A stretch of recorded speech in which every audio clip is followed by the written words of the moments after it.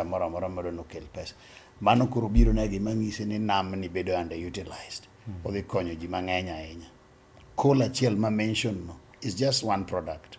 It's just one product. One product. Pod wan gi products mang'eny.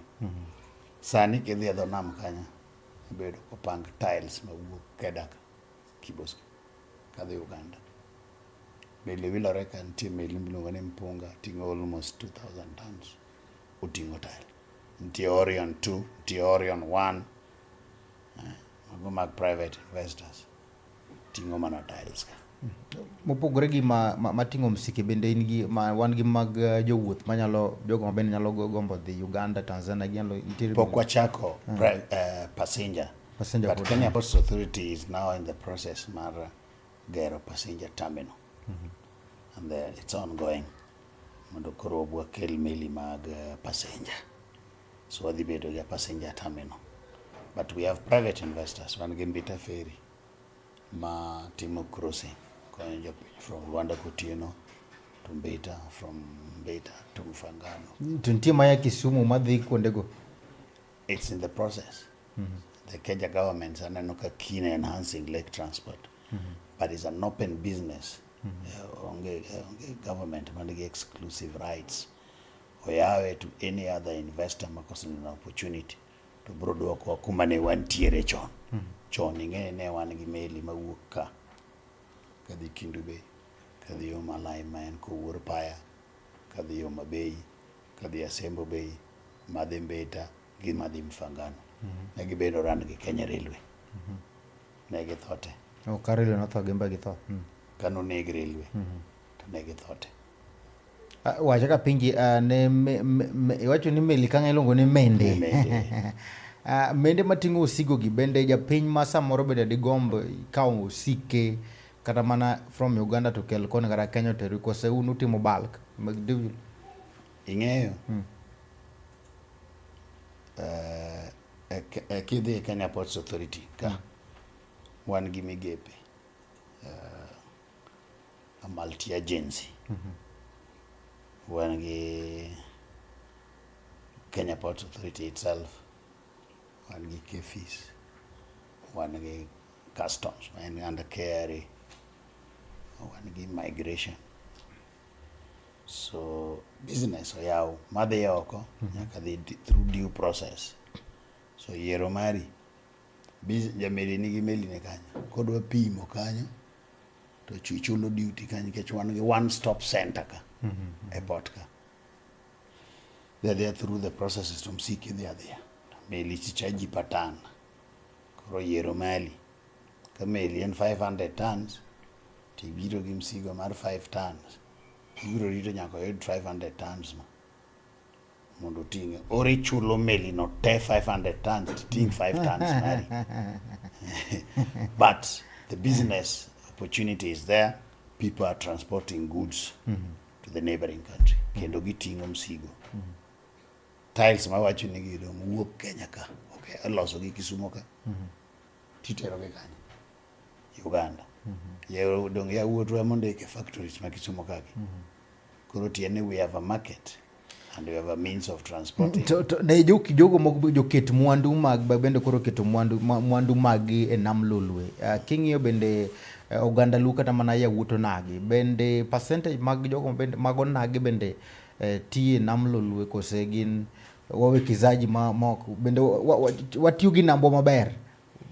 Nago ka opportunity no kose pod gi lag behind mate. Adang'isi ni opportunity biro ka sirikal kata jotelo oketo projects and industries, companies ma viable. Sani sirikal no revamp the port, no revitalize the port. Kidhi kanye dhi yudo Onagi tiye kabisa. Meli mar Uhuru manobedo revived ne ng'eno ndiko ji madhi 30 meli achiel. Averagely, let's you get about 60,000 shillings per person. Averagely. Mana tiya gi average ki jomoko machamo 100 gi wiye. Tie machamo 80. Or averagely. G30 ki multiply gi 60 mano 1.8 million. Melody achiel gin ariyo. employment dhi maber kanyo. Kendo idhi yudo ka joluo mang'eny. Sama nochako uhuru nwakawo nyithindo mang'eny ahinya. Nyithi luo matie meligo. Now as we speak, idhi yudo ka nitiere courses mabedo offered at the new and the Kenya Railway Marine Training Institute nitie ka. They offer both coxswain, they offer nautical science in general, they offer clearing and forwarding. Madhi mbele port ka sani. Ma nyithiwa sani train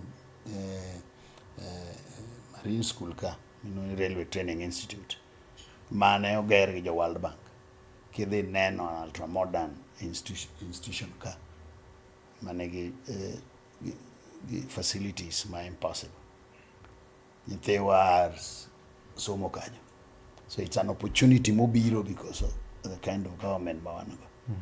We only need to tap in those resources mondo nyithiwa go kose somo kanyo to yudo tich e port. We have the marine training school ma offer those trainings. Isitoshe wan nyagi private institutions. Wan gi Kisumu Maritime Center. Kisianka. Don't offer the same course, coxswain, rating, STCW, you know, mandatory certificates. Majitemo mondo itie meli. Bedo offered both Railway Training Institute, Marine, Kisumu Maritime Center, Marine Engineer Leuka. We have enough resource. Manyalo konyo wakako Onagi, ma nyaka wa tap, and make sure ni wadok back to where we were before. Iru kamano mana gi penjo matin ma odonge ka to bende wadhi neno to chalo nade nitiere ywak samoro gi jogo mabende koro lupo the traditional fishermen mabende koro nie nam kaachiel kod bende keluo mabende matimore manyien. Nitiere ywaruok akeno kaka jalo mabende koro chung' ne marine ere kaka uneno ni jogo mabende koro lupo matiyo gi the traditional method keluo machon gi bende keluo moket sani mondo kata ng'ato ne ratechgi oyudore kanyo. Nitiere wedhe moko mawacho ni mano was the source of livelihood. Koro do kata ka jaket mwandu biro to kaka nam chakre donga nyaka sijui kama duong' makoro interfere gi keluo bende koro dhi mbele kanyo. Ing'eyo onge kama onge chik. Kama onge chik nyaka tabu bede. Kenya Fisheries bende gi chike. Chike gi oket mondo nyanyasai. Chike oket mondo konyi. Nitie chik ma ohala moro amora nigi chik. Kata mana e udi nigi chik. To chike gi okiketo mondo nyanyasa nyithindi. Donge. Chike gi keto mondo konygi. Kuwa nego rech mapod dongo be ok ber. Therefore kawan gi a multi agency ma wacho ni cha sirikal ma Kenya noneno ka nitie shida mang'eny ahinya e nam ka. Chon ne wan gi marine police, sani koro wan gi lo ni coast guard. Coast guard nigi area ne mo cover both a sea and a lake. So coast guard opogore gi navy. So coast guard ka en a multi agency moriwo Kenya Revenue Authority, Kenya Fisheries, awacho ni law enforcers ma nam kani. So yudo ka nitiere jolupo moko matiyo gi materials ma ok ni kare. Koro fisheries timo enforcement through Coast Guard. Ports Authority bro timo enforcement through Coast Guard. Kenya Revenue Authority bro timo enforcement through Coast Guard. Iwinjo. So we are trying mondo wakony jowa mondo wayud the right thing. Taxes ochul. Nino ka ndalo moko ne wan gi shida mag migingo gi nika. Koro ka gigo bro dok piny nikech wambo wan gi jowa ma law enforce law. So chik kokel makonyo janam. En chik ma koluwe maber tiyudo kodhi kodi maber timo ohala moriere maonge tabu. To be ok gin kanyo mondo gi frustrate. gin kanyo mondo gikonyi and gibiro direct nyaka kuma inyalo yudo the right gine minya tiyo gi nam. Coast Guard be cheko nyaka joma gero matiyo meli gine ma Kenya Maritime Authority tiyo kodgi as a executive authority to ng'iyo ni to be jogi nigi the requisite papers ma run this business. Koro mane omiya wacho ni chik kolu eka koro wa enhance safety magi moro amora, safety mari kech sani ka watiyo gi nam marach udhi affect in one way or another. Kwanego rech matindo udhi affect in one way or another. Ka waketa affluent e nam watiyo gi nam marach udhi affect in one way or another. Koro kwaketa regulating authority ma koro konyowa to wan maber kaka jomodak e alwora mar nam. So kik ji nene ni gi frustrate ji, gikonyowa. Adakoni ni ka chik ne onge, chik manobedo maonge momi neno ni wabedo gi tabu e namni. Isedhi Mbita? Mbita asedhi. Ne nitie causeway manoger, nogere moko ng'e chik, noketa kita kidi modino namni, bang'e dong' neno ka lekita chala aora. Ma synth nopong'o ka nikech affluent ng'eny onge kama nam yweyo. Odugo fwenyo ni nok watiyo gi rieko macha kuma nam yweyogo. Koro ka nidhi Mbita kidhi Rusinga gi kocha tiyudo ka nam ler, to kiduogo koni to en aora, ang'a timore. Koro kane sirikal odhi mogolo boulders mane ni kanyo, kite manodin kanyono moger causeway cha ma kikoro flow, inyalo neno kaka nam chalo sani. Buneno hyacinth. Mane kelo hyacinth? To because there is a life affluent. Giga koro yudo minyaga ng'eny ang'o gini. Koro ka gimoro lware to ti nikech en manyiwa. Onego rech te. Koro chik kokel to konyowa. Neno kama chane watiyo maonge chik. Wadina ni gini nego ji ahinya to ok wang'iyo. To matima. So inano ka koro sani nyaka ne ket causeway ma kuj boulders ne kaka nam ler. Tibo yudo ka wan waterborne diseases stain ahinya this time round. Yes. So mane omiya ng'isi ni chik ber. Chik ber. Chik ber. Kwatieko kar chik ka kwadhi break atang' waduogo mondo wagwe mbaka e weche mag UDA nyakorom gajwang'. Wan kande kachiel kod Ted Odero ng'eni en chairman kada mana jakom mar UDA Ndhiwa constituency kacho nyakorom gajwang', ma bende pod wadhigo kode mbaka kande kapok watieko. Ok wanyal tiyo kapok apenji kandie. Kisumu kama kore mako kanyo maduong' no bende nitiere en kar yuto maber kabisa, mane dendo ne Luang'ne. Sama bende koro nochako yaro post kanyo maber kabisa. Wache gimoro motenore kachiel kod johala manene kanyo. Kinen Steve. Ywak nu? No. Steve, ing'eyo kata miyo kanyuol nyako ywagi. To bang'e to timamo to winjo maber. That was the best thing that ever happened in Kisumu. Golo joka kacha. The best thing that ever happened in Kisumu. Sani ne igero maritime center in the same place makoro dhi konyowa a search and rescue konyo jonam, an ultra modern maritime center sirikal gero kanyo. Look at it. Facility no nwanya bedo go kwa onge gi space. Sani ne kaki extend the berth mar port tidwa extend nyaka kuma maritime center kama idhi gere migere passenger terminal center in the same place. Koro pimane gi vibanda maniketo kanyono, then wadhi loso yo kanyo ma wuok junction Mariru kacha, Marine Road, ma already nosechake, ma koro msigo kabiro tok bi e chuny town Luos place. Nwagolo nyaka Kenya Power Station kanyo. Do ne niti. bedi gi kar rech michame rech. To jogo sani kidhi Dunga. Dono ka giloso rech kacha maber kabisa. To Dunga ka be dongo dwa daro gi te. Onge gima sirikal nyalo timo mahinyo the common man. But plan mar Dunga kanyo dong nitie. No, sirikal both county gi national. Timo magima konyo japiny. An nyaka gibed relocated kama pod gidhi yude business. Sama nitero gi kacha dong na gidhaw. Sani dong gidhi. Manyiso ni nitiere plan mar golo gi kacha. No. Mago gen plans mag county and national government.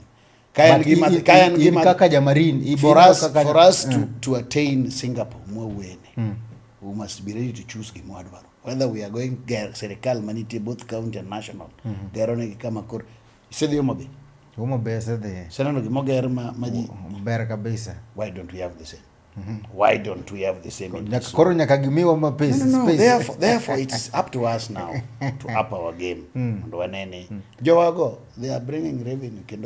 Sama na penjo ma on behalf of jodak madonga sama samoro sirikal deka okoro wadno mondo miyo gilos gima chalo kamano. Benentire compensation mono ka sirikal koro. I am sure. Ngichokane sirikal. I'm a private person. But anyaloma wuyo kako na. And a professional in that industry. Unge gima biro ma unge berne. Sama nwagolo ji lwang ni nane task force no. As representing the private sector. Today, nyaka joko mane yuak. Kwache, waneno ka kendo ler, kendo gik mitime ber. Choni ngene ka project biro, do we have land? Ni onge. Odhi. Bingene ni marine training school, mineno ni kani. Cock intervention ma serikal muwa donje i task force wacha doko gere. There was no land. Bamako stadium tika jio ka lope ma kidhe onge. Mochuno ni wanega all stadium kanya. Donge ne ntiga pap moro kanya migo mbele. Muwa golo nyaka kama niwe chame. Nyaka ba kanya. Dong babe ne ntiga kanya. But sani koro house nyithendo. Mupunjo ji. Ntinyaka hostel, ntinyaka swimming pool, mitime training, ultra modern international marine training institute nitiaka. A lot of money was pumped there. Okonyo jo Kenya sani. GR, Rwanda, Burundi, penye ma neighboring counties kabe kabiro time training kanya. But nwa madhe nyuka. Wago mpicha jwala. Now, we must look at things beyond. Today, kidwa team Tamarin, ma county government kisumu dwa team. Tamarin will offer so many things. Job opportunities in the Modi school. So Niki said they saw team training. But that doesn't mean Niokwa take care of the business community. Let us build Gimachal Moger Homabi.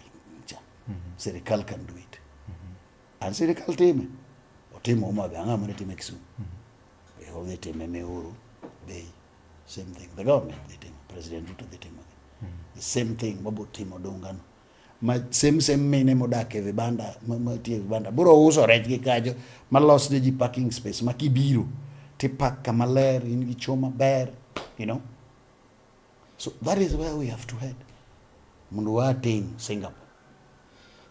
Nyisna janeno mar Chuny Onagi TV samoro bende gi plan ma bende un godo ne bero sector nikech nam bende na achiel kuom gino bende koro rwako welo kendo kelo pesa ne counties magwakan ko tiko kandi mana matin to plan ma un godo ne marine sector maber kabisa ma Onagi onengo ng'e ka samoro ka gimoro bende bire manyien. Well, ing'eyo plan tanan kaka ng'ama ni e private sector. Serikal obiro gi plan. But nikech an e task force, what we do en aneno ka the Kisumu County ne gimoro ni lakefront development. Lakefront development ne no chala another multi agency of different bodies. Ne Kenya Ports Authority, Kenya Railway. Nekelo gimoro ni facing the lake. One of the things manomi Odundo Jaluo kore timo buildings ka face the lake. Kidhi sani obote road kacha. Tibedo ke ji osechako gero hotels madhi mbele sani. ka face the lake. Kenya Railway e weg lobno. Nyaka ineno yo dukni mobotero go te mago mag reru. Reru no lease. So reru no osemiyo ji notice. He renew on condition ni kigere tigere ko face the lake. Ni chon ne waloko tokwa ne nam. Koro sani we are facing, odani mondo wa beautify, wa face the lake. Ibo yudo ka 1 or 2 people osechako gero hotels ma in the next few months or year or so. Tiyo tende waka bidino kidhi yao kanya. Then we are going to do Aring Road, maluo dha nam kanya mana wacho nicha. Then the county government maluo dha nam kama nyaka. Yes, no kosa time. Dono kadunga tindo kuchandru. Chudonge. So we have to now yone angomo okay. Mondo attract tourism in this city. So the county government will work close with the national government to see Nigi no be affected. Neno ka national government to President Ruto also chakogero search and rescue center maritime office kanya. A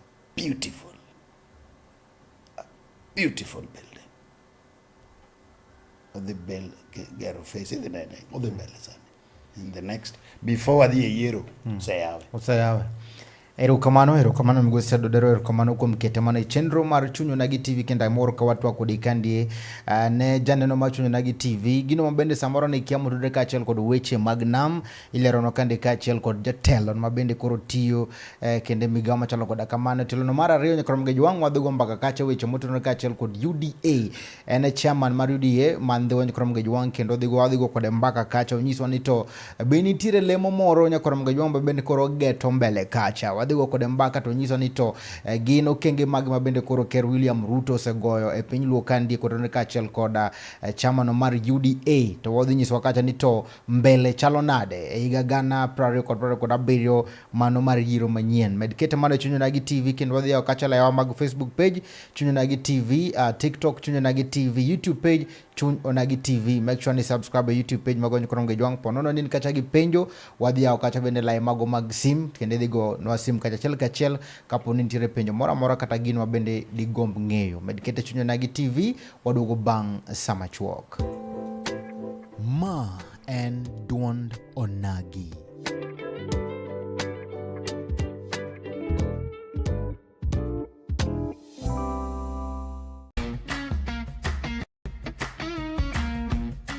Looking for furniture that speaks comfort, style, and strength?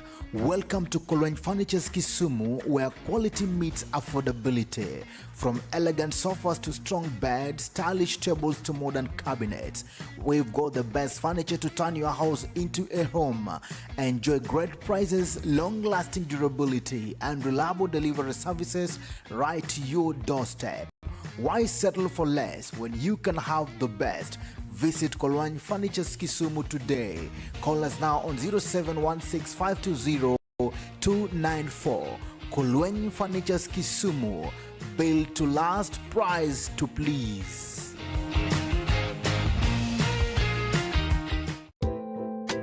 Ma and Duond Onagi.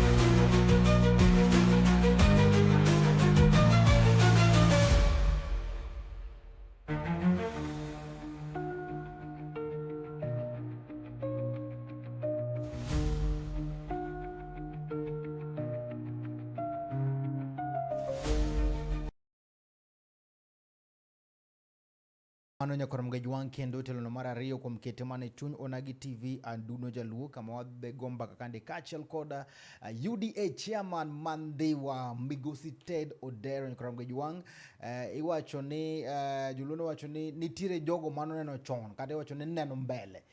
Ted idhi nade kendo iwacho ni un achiel kuom oganda Luo mano donje serikal mokwongo gini nuneno mabor. Yes. Miwa ni to ere kaka ne fwenyo ni mae chama madhi donje telo. Ing'eyo Steve, nikech gini utamo joma ng'eny so. Steve, there is one thing manyaka ing'e. And ing'e ni an ga life member mar UDA. Actually an achiel kuom jok mane ochako UDA. Kendo abede chamano kaka jatene. Kuodhi yiero ma 2022 nan nyaka agent Mar ODM. Agent. No, not agent. Observer. An observer. Kendo nane giluongo ni Mount Kenya Foundation. Bajan ngomondiki ni observer. Jachama. Kendo licha ahinya. Kendo adhi kamoro amora Luo gi Kakamega sama yiero ni. Mana naneno kaka opange, naneno kaka norumo. Ka yiero rumo, I made a decision kaneno. The decision mana make madhi UDA was based on gima naneno. Kaka observer. Both observer to gi Ruto. Naneno kaka Ruto pango serikali. Gi kaka umbu pango maru koni. Naneno manifesto, chaka neno manifesto mar ODM. Nawaja na bana. Ngani ne wan gi ODM. To dhi moluoro mochopo ki UDA ka. To kang'iyo gik modwa timo te. To gik Raila ne timo gi chal. Tawacho na pana. Asebo the opposition ahinya. Wadonje serikal. To work officially. To join UDA. Ilando kosi wuka. Alando. Ngeni life member. Ntie processes. He resign. Ma yieni. Mi wuogi. Michake donje machielo. Okinya danja. To Ted, ere kaka nobedo mayot ma jakom no yiene mondo me resign to un achiel kuom jogo bende ne chiegni gi jakom. Be nobedo mayot. Siasa. In fact, kang'iyo history. Jakom ng'eno osiepna nyaka sama dhi e UDA pod neno osiepna. To kidwa ng'e ng'ama nohero demokrasi to jakom no. Ji mang'eny neki. Raila ne ja demokrasi malich. Kana wuok adhi e UDA noka consult. Eno neno makase. Igo kode mbaka to opo mana ni sedonje UDA. Asedhi ti Ruto ne. Emang'e kama odwa dhi. To kang'iye Ruto gi Raila ok nane pogruok. En ma ng'ato gi nyathine wuok. Kata ng'ato go wadgi matin. To wadgi wuok to jofom mare. Tadwa ng'isi. Ruto is a very honest person. Ruto as an individual weri kaka president. En ng'ama very honest. En ng'ama kata kanoromo kod ok ni sa en osebedo osiepna. To en ng'ama kata koromo kod mane dhi ODM dhi nade. Hello. Bibi wati. Maene mukwai direct ubuti. Naneno kenda.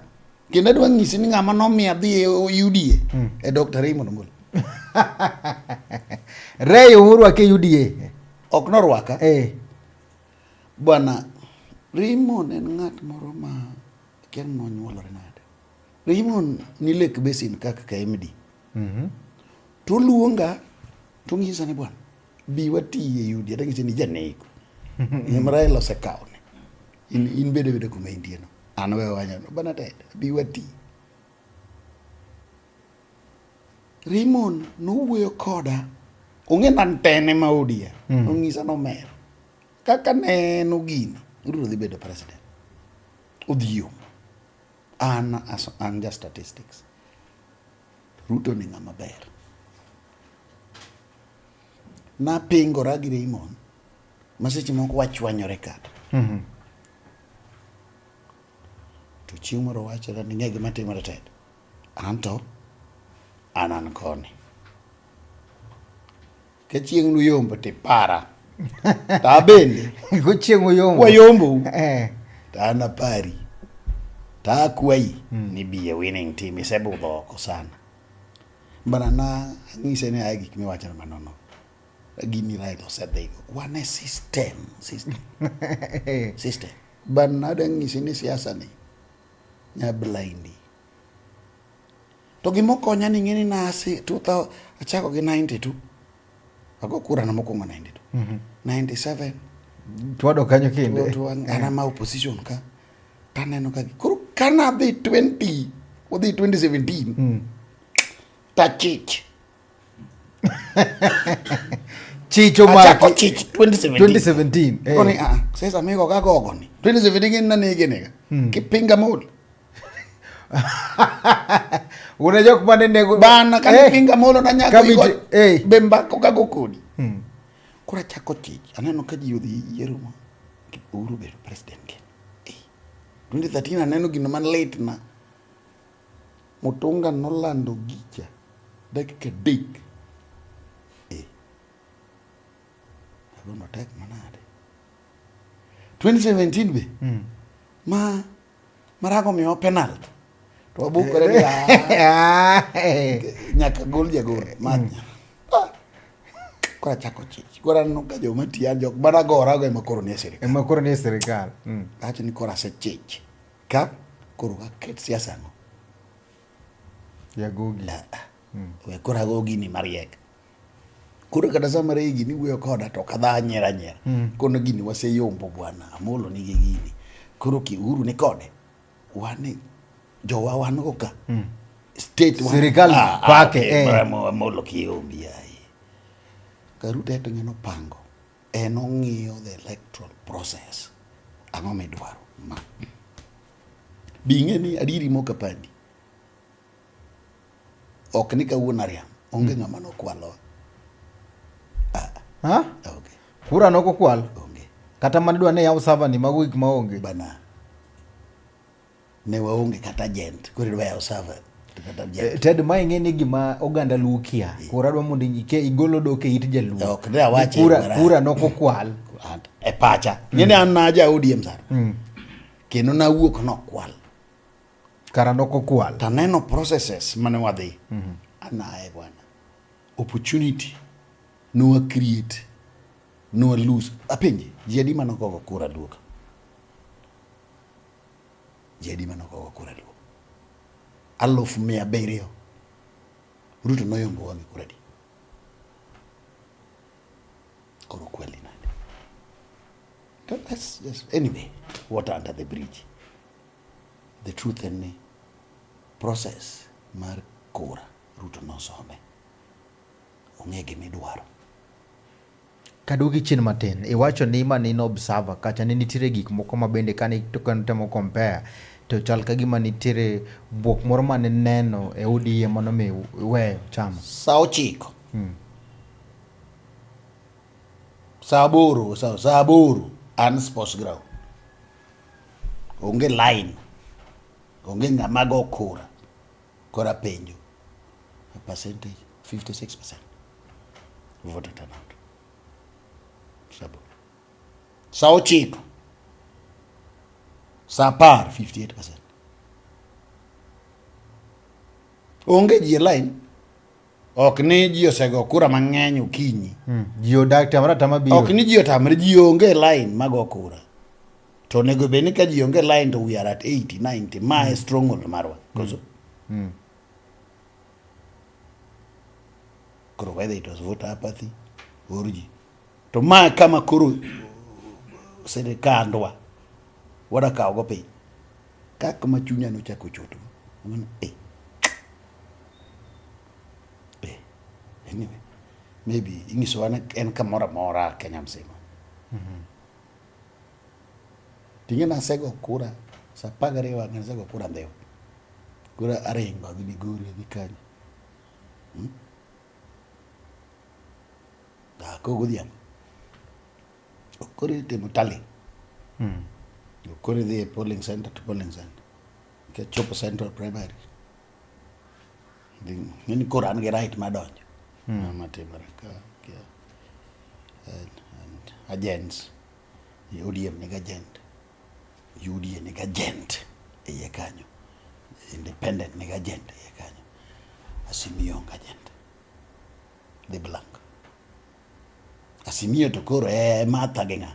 Gamolo. Agent onge. Polling center no onge agent. Adhi kamano e polling centers mang'eny onge. Aluongo jotelo moko aonegi simu ka gi kacha. Ni bana agent. Koro sami dhi wacho no. Manyiso ni mpangilio mar chama ne ok ber. Ne nitie kamoro man ok ni kare. Kosa agent gi ne chal ka gima onyiewo gi. Akia. No. Mano be kora nyalo fafe. But you see now, planning was poor then. Planning was poor. Then one gi poor planning or it was intentional. Or kanya kumana walete down serikal no. Kuro sama Ruto no uyombo. First stop ne no extend and no leave the Omabe.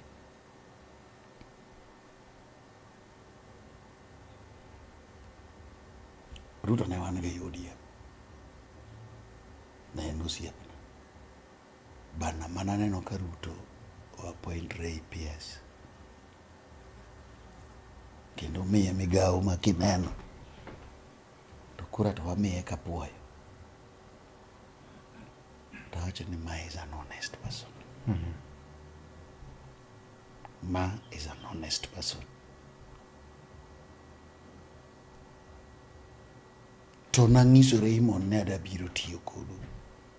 Gima ne Ray nyisi chakoro ineno ka otiyo. To kona ne ted. Bi wati. Tadi fake te galamuru malich ahinya. To kinya chako ma process ta chulo life membership. Ta donje chama mar UDA. Ta wacho no koromo gi kanyo. Usually awacho na dwe chu. An a delegate from polling center. Kanyangasi polling center. Ange number. Ward ma North Kaboj. Ange number. Constituency. Anjema.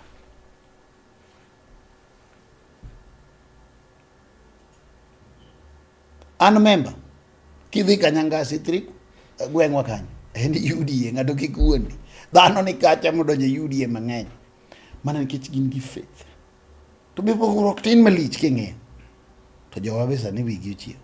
King'iyo gi maber. Gin koda e UDA ka. Mae idikawo manine ODM no kilaro komoro mora. No. Ing'eni an asebede siasa. An achung' kata go jode. E dhewa ka. ODM ka asebede. By election ma jode che be nachung'. Ema koro ne to bede MP. To ang'o mano timore? As usual. There must be a winner and a loser. Ma inya wacho ni no nitiere ywak moro ni samoro chama. No maya. No mai. In no mano part of siasa. Yeah. Ng'eny ji kosedong' to mage. Ino komai. Ino yombi. Ane losers. Bed number 2, number par. There is only one winner. The rest are losers. Whether koro no kwale ka giwacho no. Kacha muma. Tedi yena moda penja ne kama nitire sani mebedo koro wadhi e 2027. Yes. Uganda mathoth osewuok koro dwa laro kombe mopogore opogore. Yes. Gi chama mopogore opogore, wan gi chembe mopogore, chama madongo wan gi ODM, wan gi UDA. King'yo ODM kandie luoro bete samoro ni ok ithoro ga magi, victory margi ok migi. Iwacho ni bedo kacha observer mar ODM, neno gik mane timore. E UDA kanda jogo mabende koro dwa kawo otiko mag UDA. Ang'o manyalo nyiso kaka jachama mar UDA bende nitiere ratiro kandi mabende jok kidwa ng'e chama manitiere e ratiro UDA. By the way, president wa party leader wa en odich ga gi jopiny. Ma the only part mopogore gi ji mang'eny. Aparo no neno weakness wa no. weakness mane mar jo ODM. Dr. William Ruto owe nyaka his close friends e nominations mag UDA e piny Lango. Very close friends. Gintie. To nokawo joma jopiny dwaro. Anyalo nene by example. Dr. William Ruto will never impose a leader on anyone. Anyalo ngisi today. Will never impose a leader on anyone. Emomiyo ka voter turnout maronge apathy. Our party leader avoids apathy, voter apathy. Tasenene kodhi to an extent mar ngamodong joluongo to ngiso na ketika. Okowe inono. Isetiyo ne chama okawe inono. Bedka. Jaka jogi ka bro wuok kadhi gone kura. Jogi kani feel ni ntie kamano kodhi ni maber. Dr. William Ruto tiyo gi the popular candidate. Eno onge gimoro ni friendship. Onge gimoro no. Okay, UDA ka onge gimoro wana mwachake. When you're popular, he will reward you. He will make sure ne bwana support. And by the nene kate broad based one tieni. Ruto onge gi preferred person. That's the truth. And atoruta chako neno kawan kode ODM. Ingeni kok Ruto karada image ni doko bedo MPs. Okangisi the truth. No. Kano realize na deputy party leader mar ODM. Ti gik manotim. No, jatelo ma. Wenga moyombo de. Kada dal mas gini doko neno ODM. Doko neno. There are many people. Karuto ni ODM ka. Keno no okochun oketu MS to discuss. No. Kikwa create vote apathy. 2007 no ido votes mang'eny ahinya. To gie sani bende neno king'ia ng'enya Nyanza mzima un kaka jotela ng'eni bende samoro romo to gombaka uneno ni wuodhu kaachiel kod chama ma UDA chalo nade? Ground UDA. Chama ma UDA is chama tawala kendo dhi maber malich. And let me tell you. Registration ma ubono ka yudo membership. We have numbers. We have numbers. In fact, king'iyo interest mag ji kata mana Kisumu ka. Ji mang'eny ne UDA. ODM be ji nitie. Iluonge ni ODM zone. But the registries. Zoning no iwacho nange zone ka. No. Inere idwa chung they wasacho moko giwacho ni chung ok nadwaro. and it was idhi chung. When I become the member of parliament Tadi be the member of parliament gi chama ma UDA. Yes. I have already strategized. Masingeyo kakiyombo mbolo. UDA kao Ndewa constituency. The yombo the landa kaka MP Mandewa gi UDA. And let me tell you, one a broad based. Ibed ya UDA, ibed ya ODM candidate wa achiel. Presidential candidate wa Ruto. Shida nang. And by the way my UDA tiyo gi ODM Ndewa, you cannot believe it. We have no problem. In fact, if you go to Ndewa today, ibo yoda gi chairman mar ODM waka gambaka normally we onge yuaro. In fact, Kidwang the most democratic constituency in Ndewa. Followed by Umabe. Followed by Karachuonyo. But yo Karachuonyo ni UDA mang'eny maingo jodhe. Yina monda adwa mana dole matin karimar Ndewa constituency kandi wacho ni dwa chung kacha kendo ok ni dwa idhi chung kendo wacho ni dhi yombo. Mia geno mari mabende idwa miyo jo Ndewa constituency mondo miyo gi Edward Ted Odero gigo mabende idwa mondo ikelna jo Ndewa mabende neno ni gi ok giyudi ayo makare. Infrastructure. Nyadidek. Yes. The road network, water, electricity. Richo kabisa Ndewa. Some wasechako through government agencies. Yes. In kaka ODM chairman Ndewa constituency, ere kaka bedo ni chair mar UDA osekonyo Ndhiwa constituency kech koro in e bad jatelo kanyo. We work closely with the government.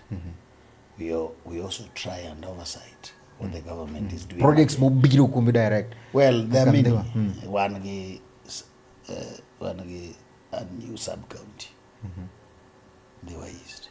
There was one sub-county administrative. They were saying the government ma Kenya timo gima licha enya. Because of broad-based, gik masani dhi mbele Ndhiwa you can't believe. Barabara mini ilungo ni Gor Mahia ring road no. No land ngeni. To sani teach them mbele. The environment ma keto kacha kaka UDA chairman. Akita environment moro ma arwako jite. Kenda keto democracy ma ja ODM wacho pache. Ja UDA wacho pache, you know, and be okaketo weche moko mang'eny ma ji gorego mang'eny. Ana chon nang'ama tije tek record na onge. Nang'ama tije tek kabisa. Kane dhi penyo ne gi miya kata nying chon ne warlord. Mano ne nying mano. Ine man warlord man Ndhiwa. Na ni tije tek. To mano ka ine ODM. Na manyiso ni UDA en chama ka kwelelo. Akoro wapenje. Ini nyago koko kichimo. Kagi moko biro maber go koko. Ini wuon Steve. Tadi ngene si kiwuoyo kaka winji en ni chama ma ODM koko ng'enye to UDA. Poka wachi ine miwachi. Dong'en wacho ni warlord.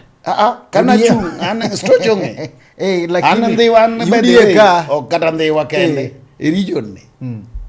Kane Kenya tirado koda. Gima bende wacho kantie joma bende pon nigi mentality no kendo luoro bedi ni samoro 2027 ni okonyal bedo election manyalo bedo koda kwe. No, it will be the most peaceful election. And kikwene serikal bro take chances nonsense mena de mbele. That should not worry you. Kech mano gima do mondo japinyo winjane maber kabisa. It will be the most peaceful and the government is very keen. We chako gi one as leaders. We must allow ji mondo bed free. Only ngat a survivor emo dwa kelo lweny sate. A survivor. Okay, chodo a survivor onge gi. But this will be the most peaceful election. Ineno ka PS Raymond Omolo Minister mar Interior gi PS Murkomen CS mar Interior Dr. Raymond or PS mar Interior. Ose chiwo warning. Currency masiasa ok dhi bedo violence. And let me tell you, serikal osechako kelo mkakati madwa deal gi ng'ata madhi temo kelo koko. We are not going to have a post-election violence again in Kenya. Not in this government. I can tell you.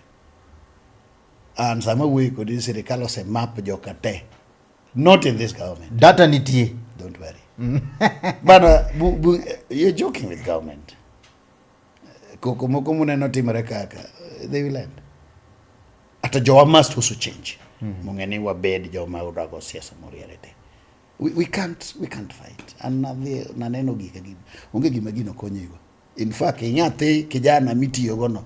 Kibedo piny mingi wuon gimitimo no. Onge benefit na karacha. Ine midhi lose. Wapinja nika ichako wacho kata ni PS Raymond Omolo ne en osiep ni kende ne moyuayo mondo idonje telo. Nyiso ni kolure kachiel kod weche mag arita kwe okenge kata mana ber ma bende koro PS Raymond Omolo seneno no keto e Luoland maber kabisa mondo Jaluo bende temene no. Raymond Omolo ngeno ken PS ma Luoland. NPS ma Kenya. Yes. Koro gimotimo Luoland otimo kamoro. Mane wan kako Onagi. Nyaka make sure ni miye yot itich. Chike walo. Watim gik moko moriere. Kech obiro maki. Raymond ngene onge osiep. Mana nyang'isi kako osiep. Tich onge go osiep. Mangato kikuoni ni kori ng'iyo gi Raymond. Ni kori dhi timo gik mane ng'iyo gi bro tuwei. Bro tuwei. Raymond and PS mar serikal ma Kenya. wan kako nage nyaka wamiye yot matich. Aneno ka josiasa wagore seche moko malich ahinya. Raymond onge gi preferred candidate. Nyabeno ja UDA. But ibiro yudo ka dongruok mar thurwa ka ni chunye mologi mora mora. Asenene en osiepne. Kata an en osiepne. To kotimo gimara to kwera kwera. Onge chieng' mo begono ng'ise sani banane. Aigi. Alokora. Ka koro Ruto sekao gima chalo kacho omiyo jadala wa pod achaka bukra donje maundu. Gik manon. Aja neko. An kata mana joga ung'eyo. An yudhe na ung'eyo. Ni violence. Okahero sana. Kichungi gimo konyo go nyithindo. The best I can do for you ni give me nyati. Bed penye pari ni kase gik kech youth and between 25 to 35 to 35 bikore kala ya to 30 ka. to 30. Ginaga very active. Kuro penyiri ni kasi kura chako 31 da chiko 40. Ango. Kicho kidhi bedo youth forever. Ango midhi wacho ni ji ni netema. Ni nego ji, ni goji, turo badi ji. Bedo penyi pakuri kaka ni turo badi. Jiwete ni to riembo mtokni timo gik moko. Inyiso nyithindi nango ni an naturo ji. Koso nango. Mane legacy mida nyiso nyithindi kata jowete ni. Ala pinji penja chiel kato bendada somo kacha ute mag janeno mara UDA sani bende ne koro chama kata mana nyako bende kore laro gi kwethno mar ODM eno ka bende koro sani UDA en chama bende omakore gi mora chiel wano ka bende koro ntiere barok mar ODM to jogi te chalo ka gima bende nyaka chiel ne magilaro kweth morocha wacho ni gidwa tiyo gi sirikal kocha bende jomoko wacho ni go koko mondo gimbe gibed relevant gina ka Kenya lo luongi mesa mondo gi wuoch gi mora chiel in kaka Ted Odero jalma bende osebedo koni to in koni kendo in achiel kuom ya wuoto nagi mbene neno ni koro sano nyalo gimuwacho nyalo kilo oganda kamora chiel message mari ne ya wuoto nagi te nyalo wacho nako ng'eyo bedo ni pok adhi e bunge ok ong'iso ni experience na siasa ni malo moingo ng'enygi joma neno kanyo an achake 92 an aringe mtoka ma KYY ma Jaramogi aringe relevance jite dwaro. Aneno kijende machikore kia marach kia gino ktimbe aneno gibaro relevance. An advice manyalo miyo jonagi watiyo gi sirikal. Gik ma Ruto keto ne Onagi sama wuoyo kodi ni mondo wan ne kaka wakonyore. Kok watiyo gi wiwa sani onge chieng' ma wadhi yudo opportunity machalo ma. Omera Raila nosebede barwa bar ubede moro ni cooperation ubede moro ni handshake chako ubede moro ni masani enti luongo ni broad based mano keto wane bas Nyasaye mawago ni broad based. Sama no dhi broad based dongo bedo piny to timo analysis wacho ni bwana wa review ane sirikande gi asitiyo gote. Where did the rain start beating us as a community? Abedo nyaka prime minister. Inano gik motimo ka en prime minister. Nenore nyaka sani. What government can do ka in a government? Most of the things that we are proud of today, watimo mana when the prime minister is the prime minister. Then today, inyalo neno gimo wasetimo as a community. No kwayo treasury, kwayo attorney general, kwayo budget, en gi march, en gi sani koro wan gi security be. President Ruto miyowa key ministries around the government. Kionge treasury, budget tetete ay through bunge, atandi mochune. Jothurwa te onego ne kaka support leaders wagi bed Mbadi, bed Atandi, bed Raymond, bed Dorcas Oduor. Wamegi easy time. Mondo wa deliver. One got a lot of things mwanyalo timo through those ministries. So why siasa mage yuarwo? Joma pod dwaro popularity machalo Sifuna gini mago werigo. Gin ging'iyo mbele, gin gibaro ni gimoro biro mbele mondo nene gintie. Mago bere wan wa concentrate ka kwanya support Ruto's re-election mondo wakonyre uru kako nage waseinyore. Mane gima nyawacho. Erokamano wakawe ote mabende wan godo kande. Wan ka gi Churchill Oduor wacho ni asedonjo kande, erokamano duong' ahinya. Wan gi Felix Oyigi wacho ni mosna jakom, asante sana. Wan gi Waziri Julius wacho ni jakom UDA mosnago, erokamano duong' ahinya. Wan gi Edwin Gore, erokamano Ted, that's the kind of information ma jothurwa dwaro so that we reduce the number mar our youths madhie riembo boda boda maonge future. What's the cost of training a coxswain, please keep it up. Arwak UDA program, Dr. Edwin Gore, tutor Kabianga University. Thank you. Thank you. Inyo ko penji kacha ni Kenya nyalo dwoko ne mano. No website nitie mar Kenya Railways, Marine School ka gin gi cost of different coxswain the in tandem gi STCW. STCW is a mandatory certificate manyaki ten. No gige first aid gi. So coxswain gi STCW, it will cost you not more than 60,000 shillings to Mogigote. Then one gi Gabi Amolo. But on their website again, yes. Gabi Amolo wacho ni UDA UDA odhi mana chiemo. Gabi osiepna. Gabi osiepna. Ud kisumu. Kaito wan ka gi Jaja Dero bende wacho ni mokete chenro kamano maduong' ahinya koro mgejwang' nikech sa akothul makende magwero kamano mheshimiwa bende koro ringo mar timo gik moko 1 2 3 migosi Ted agwero kamano maduong' ahinya kuom kete mana e chuny Onagi TV. Kapok wadhi nitiere jogo ma bende samoro dwaro mondo miyo odhi olar kombe gotiko mag UDA. Yes. To samoro luoro bende pod nyalo bedo nikech weche moko mag zoning ni. Ado mondo nyiswa ni to gino ma bende nyalo nyiso yudhe ma bende samoro dwa wuok oko mondo mi gi chama ma UDA ber ma ginyalo nene kata benefits bende ginyalo do kaka jogo ma bende koro dwaro donje chama no. Ngene gi achiel kuom gik mosahinya wa en zoning mewueno. Kata omeno wabedo gi apathy. So kapar ni zoning nyatimore. Candidate wa en achiel. Magiwe luor. Giwe luor. Gibia UDA kata an dhewa. An chairman man dhe adhi chung. Okata ngata be nyabiro chunga bedo MP gi UDA no. Wadhi wa yiere nomination. Koyomba ta support. Kayombe to support. UDA wan gi democracy. Mlere. So that okobed gi apathy in dhewa no be. Maja UDA wacha no kago kura nikech ngata ne en X. No. 1 free. To wuyo dhi mbele. Wuyo dhi mbele. Jomoko be dwa donje e UDA mondo mi gidhi laro kombe nikech ging'e ni ginyalo yudo matunda moko malo kono makonyo gi moro. Matunda minyalo yudo en development. And development. Chielo minyalo yudo. Mopogore gi development ne jopiny. You see, en notion ma ji osebedo go. Momi wadhi siasa maro. We are not supposed to dhi kanyo manyo matunda mari as an individual. Koro japiny. Sama wabedo gi good institutions. Nyaka nyikwa bro yudo that institution. Kwa bedo gi pi maler, nyaka nyikwa bro bedo gi if it is matunda, mando koro dhi konya ase ndi ta thogo. Thogo. No. Nadi ko report kwa chiko. Nadi report maber kendo wamor gi progress. I'm happy ni wachiko the right direction as a country. Mane omiya ngisi onge violence ma dhi timore. 2027 ker mane makawe? Dr. William 2030. Tondiwa opangri uru maber. Wang'ne adwane kwadhi.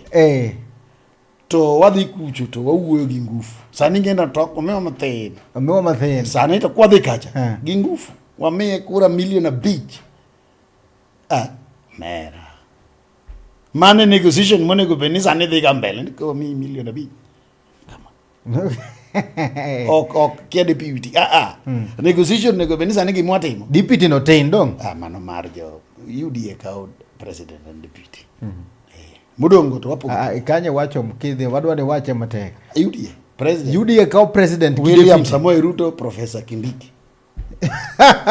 Deputy president. Ted mano dong wuoro. Oken wuoro. To jo ODM to dwaro kecho buru wacho kata negi dwa power deputy chairman ma power already. Oknegi koro ODM okao deputy. Penje ntiere kama mete malo treasury.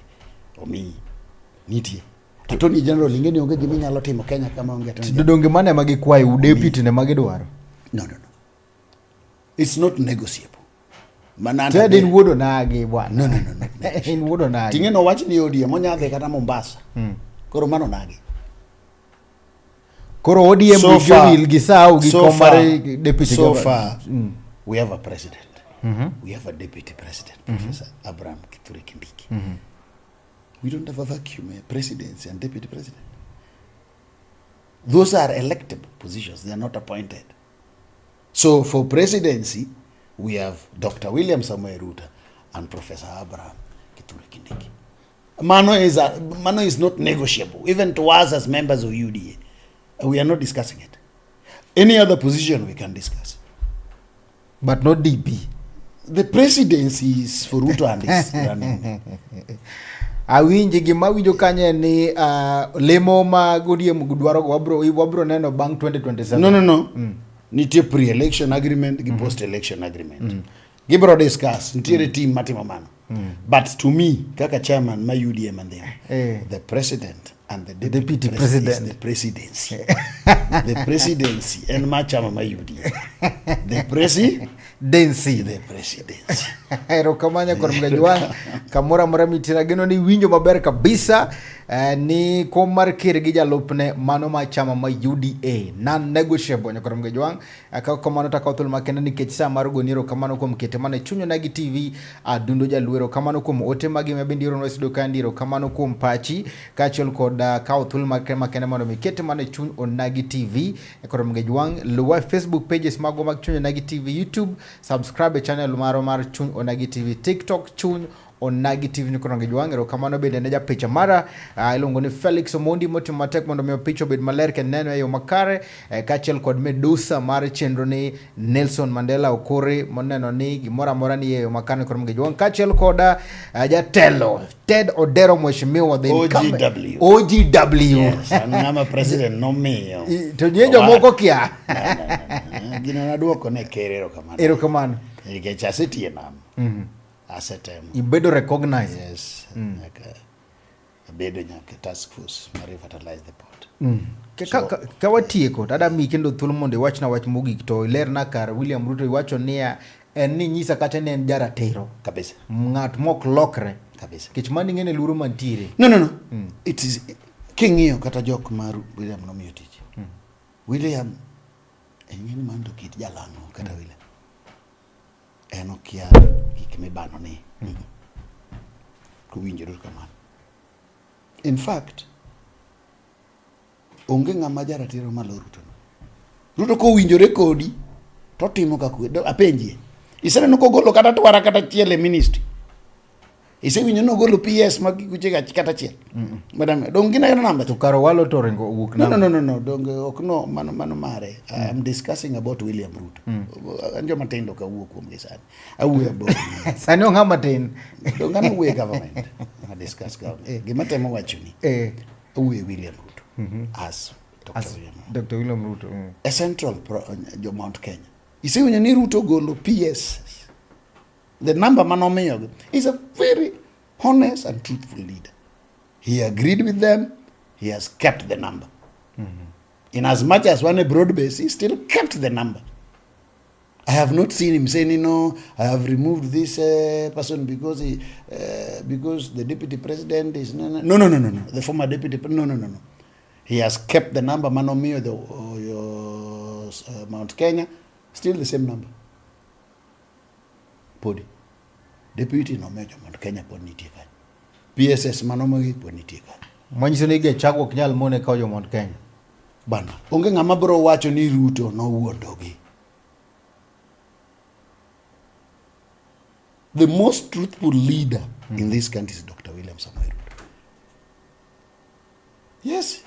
Let's face facts. If he was a bad person, do you know ni Kalenjin things sana ministries. Yes. How many ministers do you have there, Kalenjin? Very few.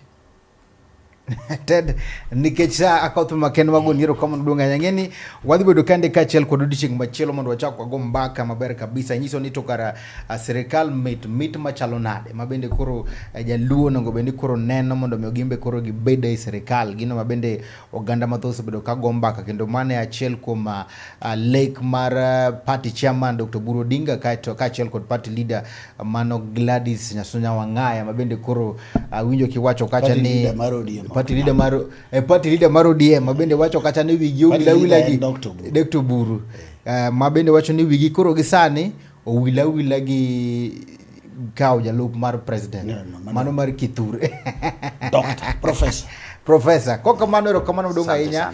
Agoro kamano donga inya kinda ng'in wadhi bedo kodi kacho dichieng' machielo mana e chuny Onagi TV. Kama ne tai channel ni Anan Steve James aka Nyakwar Nyaronyi One kangiro mana wanagodo dichieng' makawuono en Jaber Jaula Oritu Masani. Erokamano.